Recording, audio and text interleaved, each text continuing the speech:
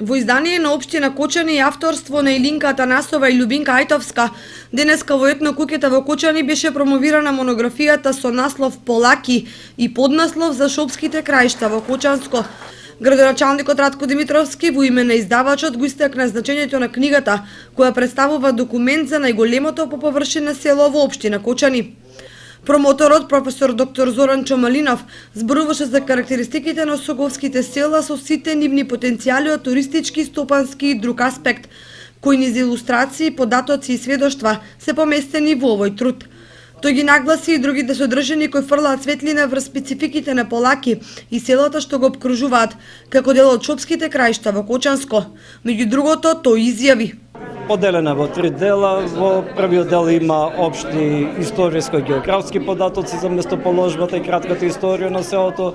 Вториот дел е етнолошко-фолклористички, кај што имаме богатство од содржани со фолклористички и со етнолошки материјал, значи обичаите, верувањата, народната медицина, традиционалната исхрана, преданијата, приказни, поговорки и така натаму, сето тоа духовно творештво на полачаните, на населението целото Полаки офатено во овој труд.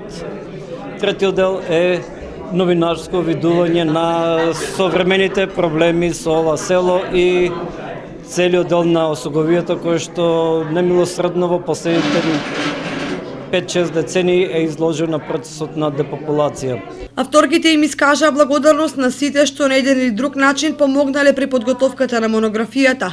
Сметам дека ова дело не само што е важно за пошироката јавност, туку и за науката, затоа што представува едно од првите скалила во истражувањето на Полаки. Науката секогаш тргнува од нешто почетно, па ние сме горди што можеме да понудиме тоа, посебно за крај кој што е специфичен и за регион кој што полека, но сигурно умира со своите духовно и материјално богатство. Решивме да го зачуваме тој сегмент, тоа парче во оваа книга, а од стручен аспект оваа книга за мене е посебно драга затоа што на крајот има глосар, тоа е список на зборови кои што се карактеристични за овој дел.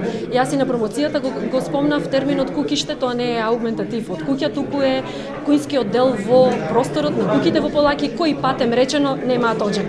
Најважно за нас ќе биде доколку било кој од истражувачите и проучувачите на фолклористичките жанрови во Македонија, по-конкретно на Кочанскиот регион, се пронајдат себе си и успеат да најдат материјал кој што ќе им одговара за нивните понатамошни проучувања и истражувања на фолклорот во Кочанскиот регион.